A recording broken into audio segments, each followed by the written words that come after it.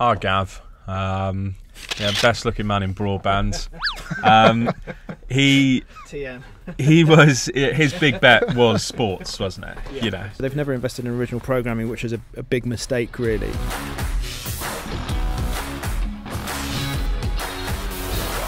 so hello and welcome to 2018 and the first Telecoms.com podcast with me hosting. Just a little disclaimer: if you are watching on YouTube, you can download the entire episode on SoundCloud and iTunes. And if you are listening on SoundCloud or iTunes, you can watch us on YouTube. So Scott is still on holiday, so I'm going to be hosting the show alongside Iain from Light Reading. Jamie. And then also another one of our sister brands, Jessie from TBI. Hello, how you doing? Not too bad, not too bad. How are you guys doing? Good. Yep. Happy New Year No to you. disasters in 2018 so far? 4 days. Yeah, you managed to get through it. Yeah, doing well so far. Yeah, just easing myself back in, really, as the most of us are, I think. But Good. Well, we've got some hot topics today. Going to be kicking off with net neutrality. Big question, which I think all of us are eager to know the answer to. Of does it really matter? Next, we got Jessie around the table. So bit of content. Yes, I'll talk some TV programming for you guys. Well, it's big, really, really big for the telcos now. So, it's becoming an increasingly important part of our world. So, Absolutely. Good to have you on again. Thank you. Yeah, not my first time. No, brilliant. And then the last topic, 5G. I won't be able to contribute to that particularly. Well, to be perfectly honest, neither are we too much. I mean, no, I mean, a lot of the shout what is is coming it exactly? from the US, really, isn't it? So, Yeah. but we're very polite in the UK, but we'll let the guys on the other side of the pond. It's a lot of do the hype, shouting. really, isn't it? But we'll get onto that, I suppose. Well, we'll get around to it. So we're kicking off with net neutrality. Now, 3 weeks late, but the FCC have finally put out the official documentation to say what the new laws and what the new rules actually are. Now, nothing that we were really, no real big surprises there. But I thought it'd be a good question to kick us all off. Does it really matter? Does it actually mean anything? From the telcos to, are you really that bothered? From the content side of things, what's on your mind? So we'll start off with, I'll tell you what, we'll start off with content. Jessie, net neutrality. Do you care? Yes and no. Whilst I think half of my readership probably fall asleep when they see that headline, they probably shouldn't, because there are implications for the content world.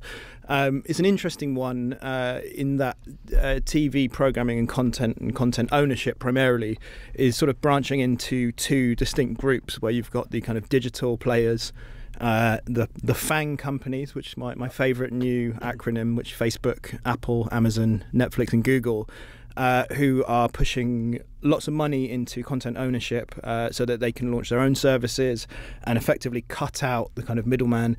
And the middleman is effectively the other side, which is the incumbent. So you're talking the Turner Broadcastings, you're talking the NBC Universals, the Disneys, the Foxes.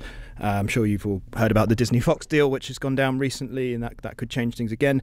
And what's interesting about this, from when the announcement was made that the net neutrality laws would be repealed, so that Trump was pulling back from Obama's changes, was that the SVOD services, Netflix and Amazon, very, very quickly came out and said, well, this is a huge problem for us, because it could mean that traffic's bottled, and they demand so much traffic from a lot of the ISPs in America that they're concerned that their investments are going to be more difficult to make returns on, because if the service isn't as good, then obviously people switch off, they lose subscriptions, and their churn rate goes up, and it's really bad news for them. And the incumbents, including Turner, which is part of Time Warner, which is the one company that Trump hates more than any other, due to the CNN, which it owns, actually came out on the side of the repeal, because for them, effectively, it gives them better leverage against the new players. So you've got this kind of you've got this situation where two very, very big, strong, powerful groups of companies are working opposite to each other. Now, what this means for the production of TV programming isn't clear, but certainly in terms of the delivery of that content, there's some huge implications there. Yeah, I mean, I think this is why it's sort of quite an interesting conversation for us now, is that you're representing an industry which is, well, I'd say the majority of the money is very pro net neutrality at the moment. So when you look at Amazon, Netflix, Facebook, all these guys. And on our side of the coin, you've got the telcos who, they facilitate the delivery of this content. And they're obviously very pro Ajit Pai and very pro Trump. Obviously, I mean, this is the big question. Should the OTTs be allowed to rake in all the cash when it's the telcos who are actually spending all the money on the infrastructure and the delivery? I know you're quite pro taxing the traffic, aren't you? I don't know if I'd say that. The two-lane data highway. I'm a bit more. I probably have a different view. I mean, I'm a bit contrarian maybe in light reading. I know a lot of the editors on light reading are sort of pro net neutrality and think that it's a bit of a disaster what's happened under Ajit Pai, and that seems to be the prevailing view, that this is this kind of backward step and will entrench kind of telco power and make it hard for young up and coming sort of internet companies to have their voice heard on the internet. I mean, I kind of think there's a lot of hysteria about net neutrality, I guess, and it's a really emotive topic. Apparently, Ajit Pai's had death threats against him or something, which is a very extreme example of that. But all this kind of banner waving and stuff that you normally see at kind of anti-war demonstrations, I sort of feel, people make out that the world's going to end because net neutrality has been scrapped, and I'm not convinced that it's going to have the impact that people think. I mean, you've got to remember, before the last administration introduced a kind of framework to kind of protect net neutrality, there was nothing there there was nothing before that, and yet infractions have been dealt with under existing laws.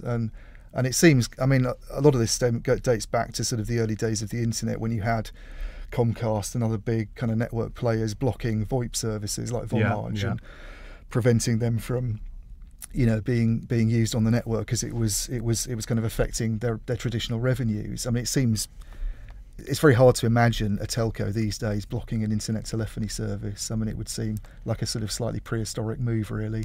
I mean, blocking it's not so much, but I think holding it to ransom to a degree. Yeah, I don't know what that means though, really. Well, I mean, I think when you look at, I mean, this already happens anyway. Internet companies already pay to have, companies like Netflix pay to have their content cached closer to the end user. But this is one of their big arguments, isn't it?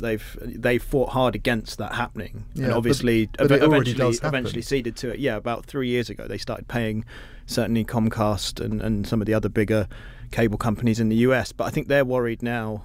Why they're more worried now, I don't know, but they're more worried now that it will become a more extreme sort of unbalance, I guess. So I find it odd that companies like Netflix and Amazon are sort of up in arms about it, because one of the whole point of net neutrality really is there's a concern that unless you have net neutrality, the very big internet firms will become dominant and the smaller, more innovative players will lose out. So net neutrality really, I mean, Facebook is one of the biggest abusers of net neutrality, arguably, with its whole zero rating thing. So I think that's why they're very pro it. But I mean, the one reason I think I've got a bit of sympathy with the telcos, because, and one of the reasons I think it's such a massive deal now compared to where it was 3 years ago, is the acceleration of how much video we are actually watching. So I mean, obviously, video clogs up the data highway more than, looking at a web page or sending an image or a text or something along those lines. And you look at the amount of video that we're watching, especially considering Facebook is pushing it so much more with their sort of like user-generated content online and Instagram stories and all that sort of thing. We just us right now. Oh, right, yeah, and us. Exactly what we're doing now. But yeah, so we're generating all this huge amount of traffic, and obviously the telcos, they're not getting any benefit from it really. They need to. The majority is coming from a small number of players, so I think taking away net neutrality allows the telcos to charge these massive players a little bit more, and they say, look, if you want super fast access, and to delivering this unbelievable premium experience to the user, you've got to pay a bit more. I think the irony is that you've got the US, which doesn't have a lot of broadband competition. Yeah. Across large stretches of the US, people can only get one provider or two providers. Now sort of backing away from net neutrality, which is arguably a market where it is needed because of that lack of broadband competition. Yeah. And yet in Europe, which is awash with players, some markets are awash with broadband players. They're kind of going all guns for net neutrality now, and the European Commission thinks that it's the way to go, to have sort of laws enshrining that. It's almost the wrong way around, because the real problem and why this is an issue in the first place is essentially lack of infrastructure competition, lack of choice. But I think that's what creates the argument in the US, isn't it? So, I mean, ultimately, US telcos will be able to abuse and throttle data a little bit more. I'm not saying they will, but because there's no alternative. Yeah. But in Europe, if I'm not happy, I've just changed my broadband provider. Admittedly, I'm out of broadband, but but it's almost the wrong solution, really. To have net neutrality legislation at all. What the US really should be doing is finding a way of fomenting broadband competition, which is dreadful in parts of the US. And people pay massive amounts of money for services that we take for granted here. Levels of customer service are very poor. There's all sorts of problems associated with it, and the net neutrality issue started in the US because of that. It was then sort of picked up by the Europeans because it was sort of trendy.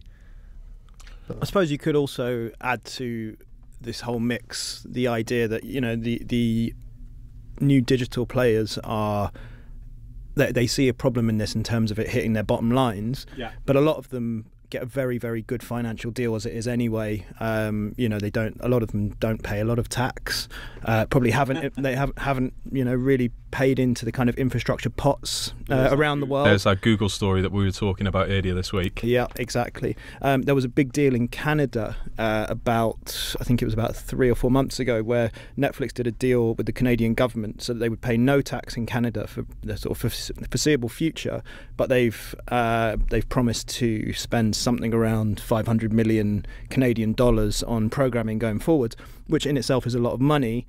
But it's all kind of, it's investing for them, so it's really just making themselves bigger and stronger. And there's been a big reaction to that within the Canadian production community. It's terrified a lot of people.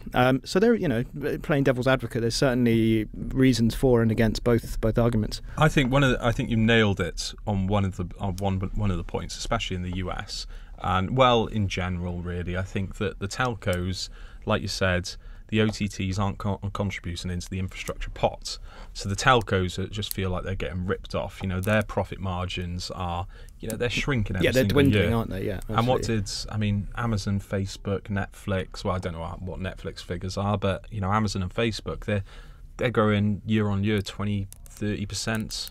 They're making billions and billions. So I think the telco lobbyists want an opportunity to start making more money off this surge in traffic. Although the internet players spend more on infrastructure than the telcos make out. I mean, Google invests a lot in infrastructure, and it's a different kind of infrastructure. But these days that's the kind of infrastructure the telcos want as they try to become more like cloud players themselves. But at the same time, laying fibre is still that's true. Yeah, they don't have the last mile stuff. And we do have an editor on our desk. I won't say who he is, but he has a particular issue with this idea that the Googles and the Facebooks and the Netflixes, well, Netflix less so, but particularly Google and Amazon and people like that, who they do invest, that's true, but they're sort of always deciding. It's always on their own terms, and it's like, so why do they get to choose exactly what's desired?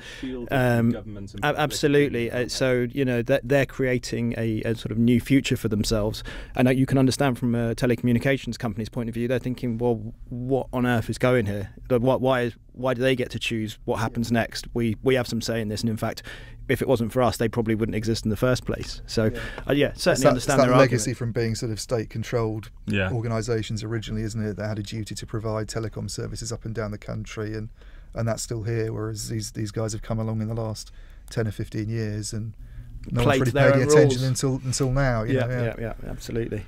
So we're gonna wrap this one up, and I'm gonna finish it off with the question I start with. Does it really matter? Do you really care? Yes, but yes and no.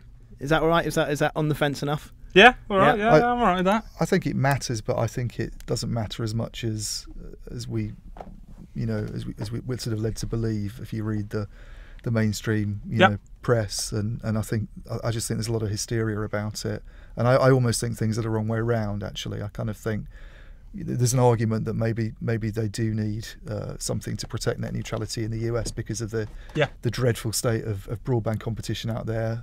Meanwhile, Europe is sort of going about things the wrong way. It should just leave it alone, I think. I mean, I think it's. I don't think it particularly matters whatsoever in the US, in particular. Yeah. I think, we got these new rules going in now, light touch regulation. I mean, let's be completely honest. We're probably going to look at a change of administration in the next election, and upon that time, democratic governments will probably just put net neutrality rules straight back in. Yeah. I think they're just going to bounce back and forth every 4 years, to be perfectly honest. Yeah. So there we go.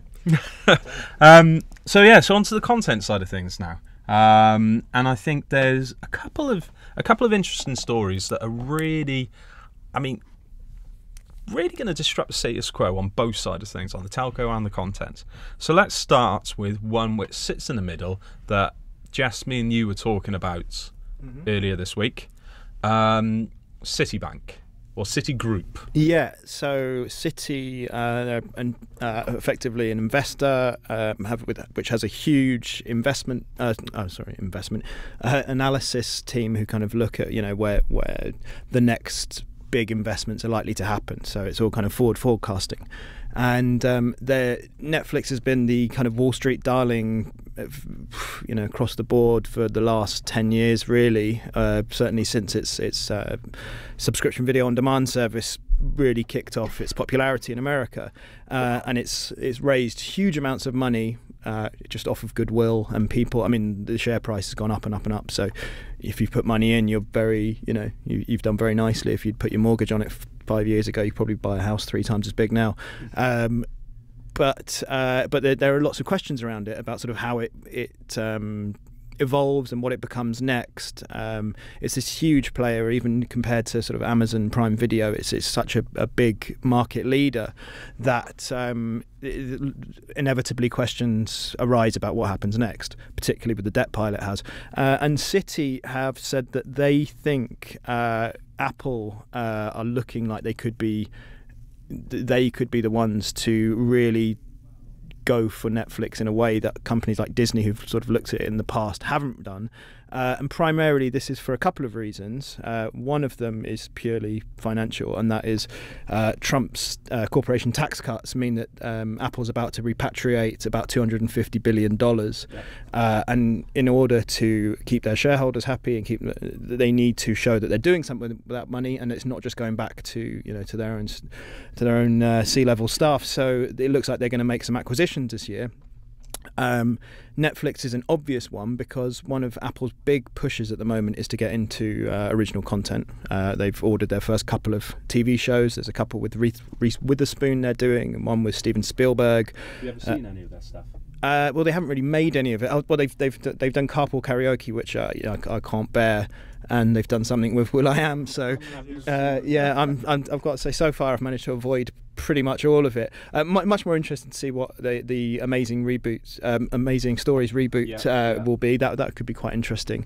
But the point is that Apple doesn't have anywhere to put this stuff at the moment, so they're selling it through iTunes and various other iMusic services, which I'm not particularly familiar with.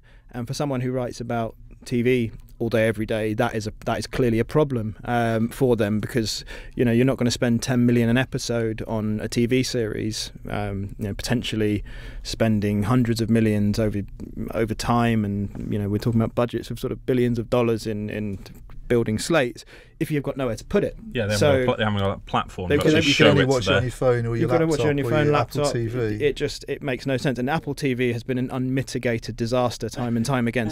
So they can't believe they'll try and put it on their own on their own smart TV. So it's a bit of a change of approach for them, isn't it? Because I guess those guys like Amazon and Netflix are very open in the sense that you watch this on any device, any hardware, and Apple's always been about everything gets used on Apple devices, and all of a sudden a move like this would kind of be a bit of a game changer in that respect. Yeah, it seems like corporately they've just made some changes and some decisions to establish themselves as a sort of player in basically as ownership of content and ownership of IP. That's what it is. It's different to consumer electronics. I'm just going to interject there before we go any further in. I'm going to get the numbers out because I got them on. Got them on the website in front of you. So there's 220 billion that's coming into the Apple bank accounts, and Citigroup think that there is a 40% chance that Apple will actually buy Netflix this year. When do they come out with that figure? I don't know, but 43%. No, exactly 40. Exactly 40. But then there's other companies. I mean, this is a note that they put out to their investors, and they said, look, these are the M&A candidates for Apple this year. And you got Disney, which is about 25%, but that'll eat up a lot more cash than what buying Netflix will. Activision, Electronic Arts, Tesla, Hulu, Take-Two. There's a lot of Tesla. That's down at 5% apparently. Right. So there's a lot of options, but yeah, no, I agree that. I mean, and then to this new area, I think this is something we've been writing about quite a bit. Is that the software and services side of Apple is starting to make more money because smartphone growth can only go so far, and they can only charge so much for a smartphone. Components are becoming more expensive. People are making, Apple are making shitload of money off the profits, but software and services is where they're going forward. So sorry for interrupting. Carry on. No, that's quite right, and I think it's the 220 billion number is interesting because whilst Netflix is considered to be this huge, incredibly valuable business. I think the Citi note said that it would only cost Apple about a third of that pot. So you're talking about 80 billion for that, which is about the same amount that AT&T is putting into the Time Warner deal.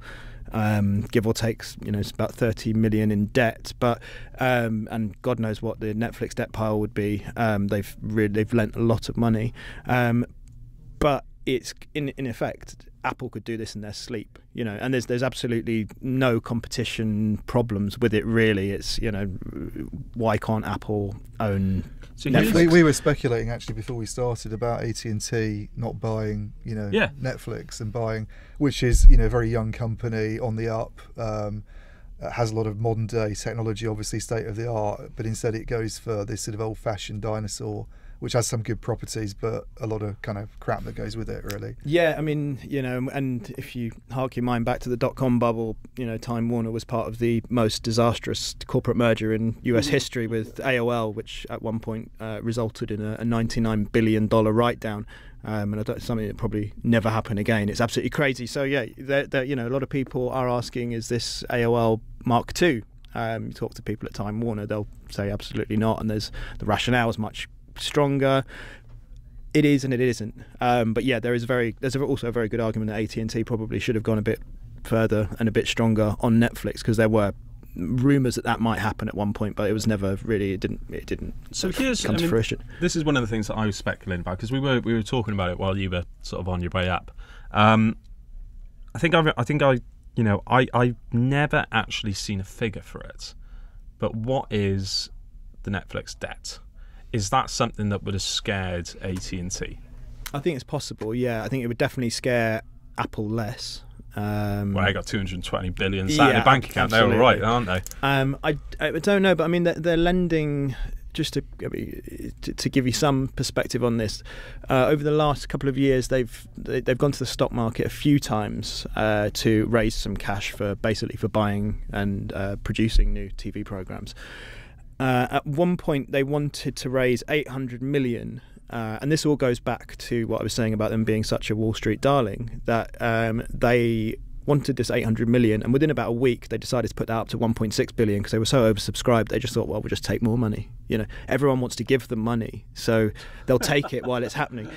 So it's very difficult to say exactly what their debt is. I mean, I'm sure more financially minded journalists than myself could probably pick out a line from their latest financials that might give you an accurate representation. But I mean, it's definitely multiple billions, and that is potentially for a company like AT&T, which has its own debts, probably doesn't want to leverage that as well. Well, the one thing I was going to say that. They've got all this debt, and they're still getting on subscribers. I wouldn't mind paying more for it. Yeah, well, they did raise the fees a bit, didn't they? What is it? $7.99 a month? Now? Yeah, something like that. And in the US, it's a bit more. There's the various analysts, including Ovum, one of our cousins, are they? I mean, they're still part of the wider Informer group. Yeah, they're somewhere on the family tree. They're in there somewhere. They get a Christmas card, and they've repeatedly talked about the fact that there is a likelihood that there won't be any sort of fatigue from customers until it gets to about $14 a month, because then you're moving towards a sort of pay TV number, particularly with skinny bundles coming in. Is it likely to go up to that? I mean, what are Netflix's prospects as a kind of standalone player, which is spending a huge amount on content, obviously, and has this big debt pile? They will keep increasing prices until it seems like it's a problem, for sure. I mean, it's incremental. It's it's a 50p here or a $1 there, whatever.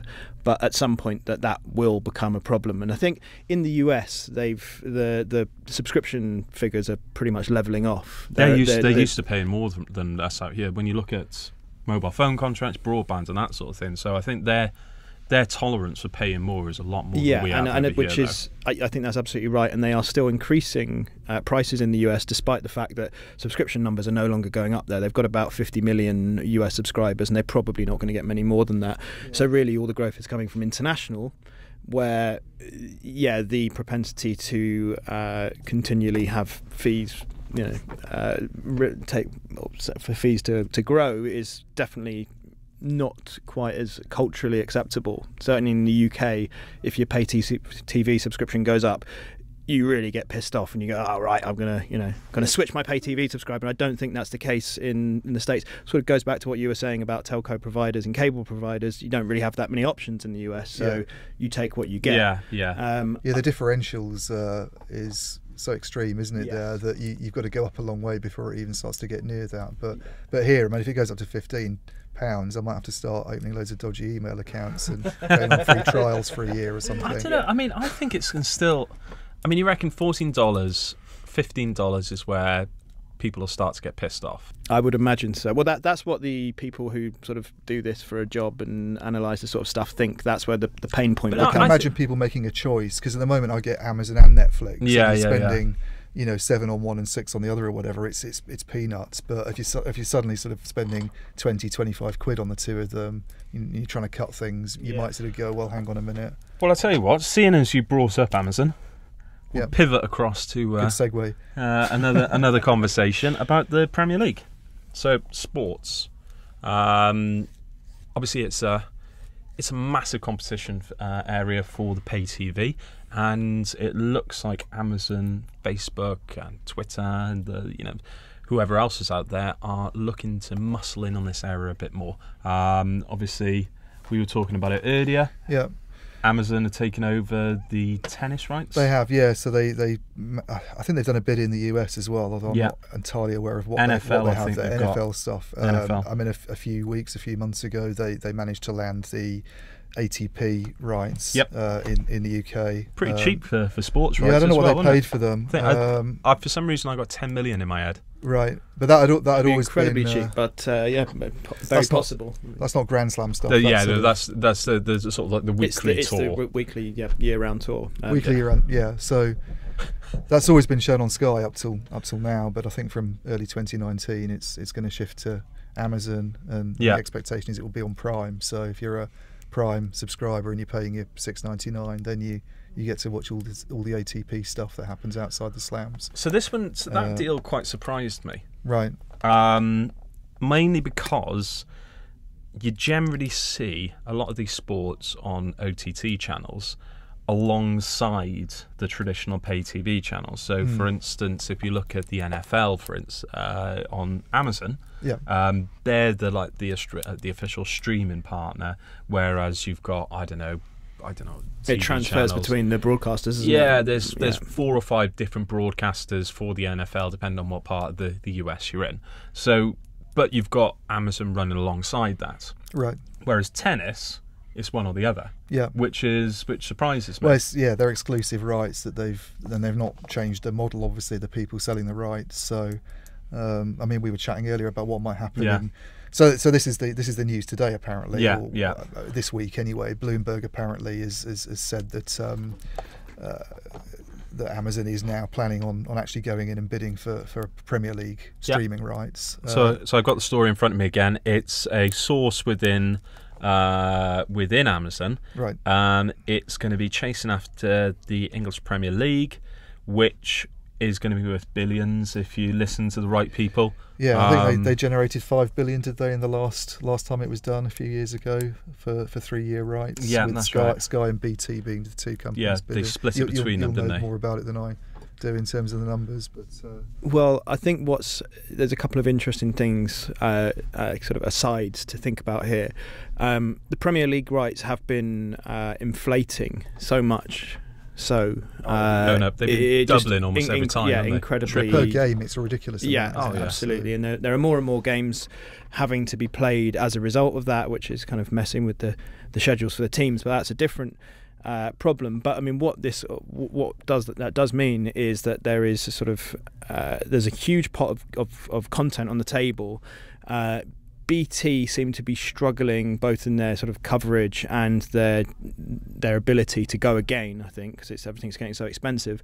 But there's also been various reports saying that certainly in the UK, Sky and BT probably won't be able to go any higher really than where they are now. It's going to start to level out, which gives Amazon a huge chance to muscle in. So this is the problem with BT at the moment, is that our Gav, best looking man in broadband.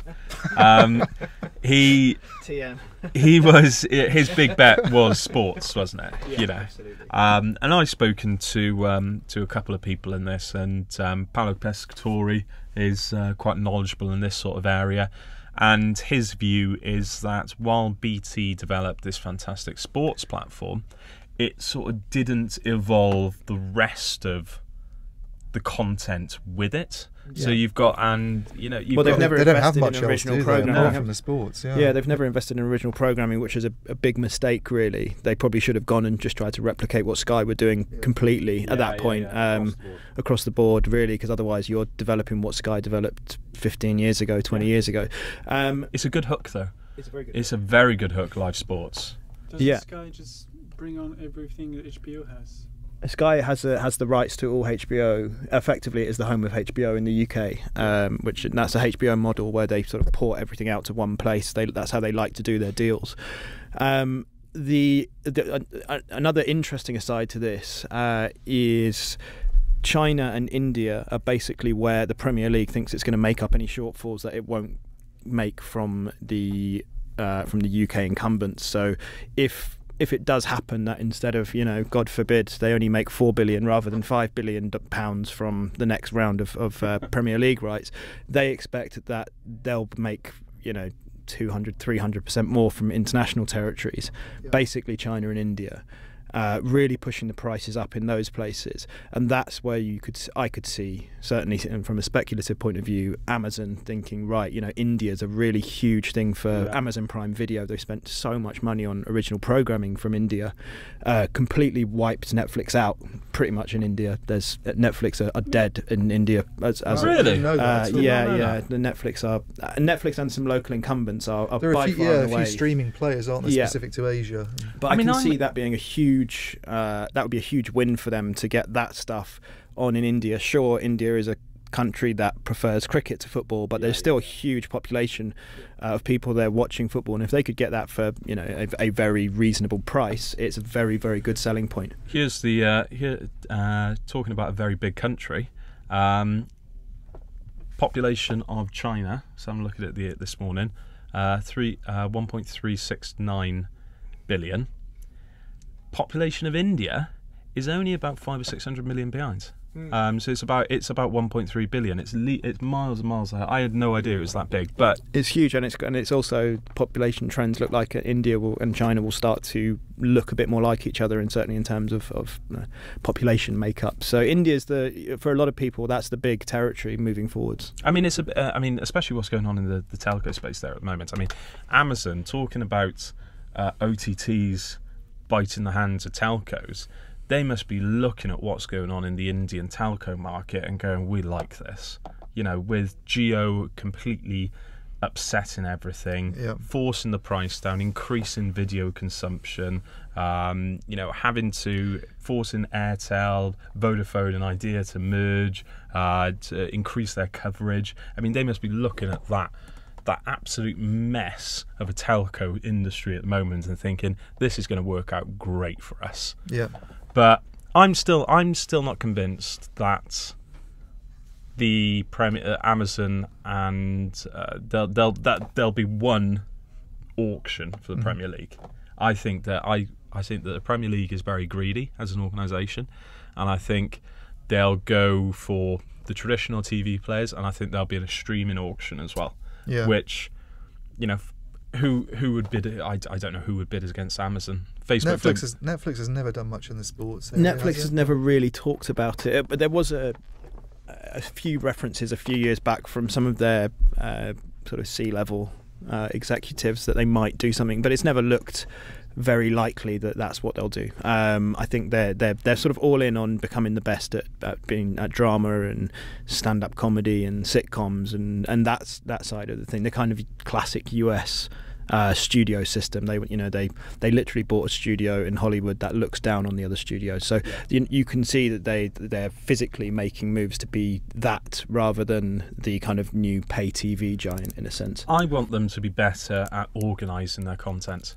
When you turn on Netflix and you have no idea what you want to watch, it is a nightmare to figure out what to watch. There's so much choice. I mean, they need to develop some AI. I don't find the user interface very good, actually. No, I find some of the categories really. They come up with a bit sort of a bit arcane. It's very arbitrary. Yeah, they do need some work on their presentation. There's no doubt about that. So I'm getting the hurry up from Pierre at the moment. So we're going to move on to the final topic, 5G. Now, I can hear, Iain's sighing right by there. Jamie, not 5G. I can hear Jesse switching off to my left. But it has been a big week for 5G. Just before Christmas, 3GPP brought out their first standalone standards. Yep. And now we've got a lot of shouting and screaming. I think we've both written about the same stories, so do you want to kick it off? Yeah. Do you want to start? I can, yeah. So as you say, Jesse, feel free to jump in whenever you want. Oh yeah, all my reams of knowledge.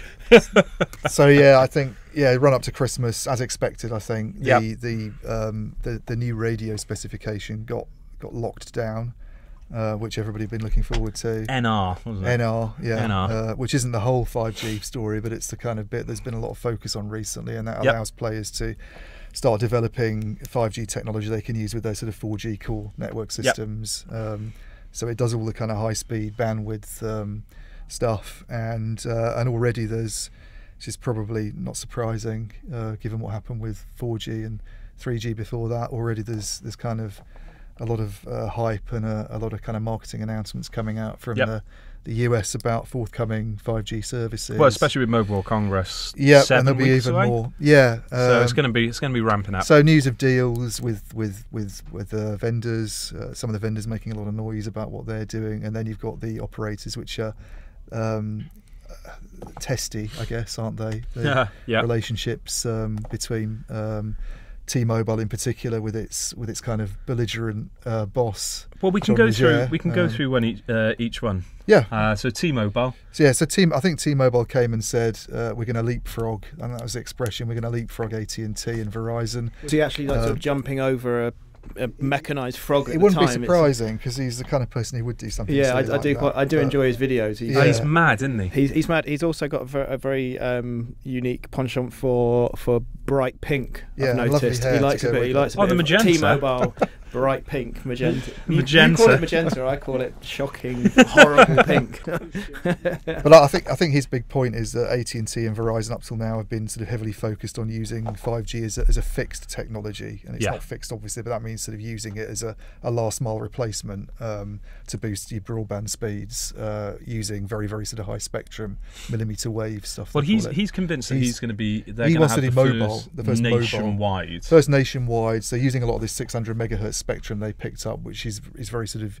good to use if you're serving massive areas. It's very economical to do it with the lower band stuff, and providing it over smartphones. You know, as we got our 3G and 4G services over today. So they're talking about having this nationwide network, whatever that means, in place in 2020. I think that's just a marketing term, though, isn't it? He's saying we're going to be the first ones who have a nationwide. We're not necessarily going to have the first ones who have mobile 5G services, but to have it everywhere will be the first. The nationwide isn't actually new. They'd actually said that a few months ago. But the leapfrogging and the kind of having a go at AT&T and Verizon's new. And I remember when the nationwide announcement came out in 2020, and I remember sort of pouring a bit of scorn on it. But AT&T's gone even further this week by saying, well, they've not gone. They were the last ones to shout about it. So Sprint came out just before Christmas. I missed Sprint, to be honest with you. I'm not even sure what Sprint has said. Oh, I mean, they're pretty much so irrelevant now. I mean, who cares? But they said, they're Telecoms.com says you're entirely irrelevant. But they said like H2 2018. Verizon for mobile 5G. I can't remember, to be perfectly honest. Verizon came out earlier this week with a partnership with Samsung to launch 5G services, not necessarily mobile, in California. So that was the noise shouting there. And then AT&T, last of the party. But I mean, that's the one that I guess has generated a lot of the attention, because up till now they've sort of been talking about fixed, and the assumption's been that mobile is going to be a bit later, and AT&T comes out and says we're going to launch mobile 5G services this year. Well, Qualcomm says there won't be any devices until mid-2019. So Dan from Light Reading went and asked them what devices they're going to provide it on, and they kind of gave a very non-committal response. So it's going to be on some kind of mobile device, I think was the answer. So I covered this as well, and I just found it was them saying we're going to do it. It's amazing. We're going to launch it in 12 cities by the end of 2018. No details of the cities. Well, here's a few questions that I came up with. So, when in 2018 the services will be delivered? Well, they've said late, whatever that means. That means. How much will the tariffs cost? What the speeds will actually be? What devices will be compatible? And which are the 12 cities? They just said 12 cities in the US are going to be having mobile 5G services by the end of the year. Which ones? You can speculate that it's going to be, because they have something called 5G Evolution, which is actually 4G Evolution. Remarketed. And they're doing that in 23 cities, which they've listed. So I guess you can speculate that the 12 is going to be some of those, but which ones? Where's AT&T based? Where's their headquarters? Dallas, isn't it? I think. So probably Dallas is one Austin? of them. It's in that area anyway, isn't it? Texas. Yeah. Somewhere in Texas. We'll see. I mean, 5G. I don't know. I'm still not convinced. We actually need it. I mean, everybody, obviously the operators there think there's a lot to be gained from marketing this stuff, and that consumers are going to rush out and take up 5G services, and they're probably right. I mean, people do want to go for the latest and greatest, technology that's available, don't they? In the same way that they go and buy iPhones that don't do anything different from the last iPhone. So, but partly because there probably is something to be gained from being the first to market with a 5G service, even though you won't notice that much difference, because the services that you're going to be using on these networks are no different from what you're using on 4G, and that's. So this is my point. I don't think there's any particular need for it. So Samsung released a new chip, or they're going to release a new chip at CES, called Exynos 9 Series 9810. Catchy, really living the dream there. So if we read a little bit out here, looking specifically at the LTE modem, Samsung claims it'll be able to support 6 times carrier aggregation for download speeds of up to 1.2 gigabits per second. So if on the 4G market or the 4G networks you can deliver speeds up to 1.2 gigabits per second, which quite frankly, I mean, well, no one will get that, what you actually need it for, I don't know. Yeah. Over 50, 60 megabits per second, are you going to experience any lag on your videos? No. Well, I have 70 odd at home with BT to the house, which is good enough for watching Netflix and Amazon, and I never get any buffering. And I used to have. That's 4K. Yep. I used to have 200 megabits per second, just saying, from Virgin. Virgin, huh? Yep, recently cancelled them, so that tells you about the experience I had there. My megabits are bigger than yours. Yep. on the bus for mobile, I've never. I actually, do you know what this is? I shouldn't really admit to doing this, but whenever I leave the house, I downgrade, or whenever I'm off Wi-Fi, I knock mine down from 4G to 3G. And whenever I'm on the bus, whenever I'm about London, no, just because I'm cheap. But I have never had any issues streaming videos around London. I watch everything in standard definition. It's perfectly good. Yeah, on a small screen, of course. On a small screen, but I never have any lag with my 3G network. So who are you with? Vodafone. Vodafone. Yeah, good in London. Good in London. I'll tell you, someone who sounds like they're doing very well out of all of this it must be the PR firms, the independent PR firms working around the telecoms industry at the moment. It feels like it might be quite a good place to be. Yeah, we're starting to get bloody messages off them for Mobile World Congress now as well. So it'll be a busy couple of months. Lots of lovely work for them. Yeah.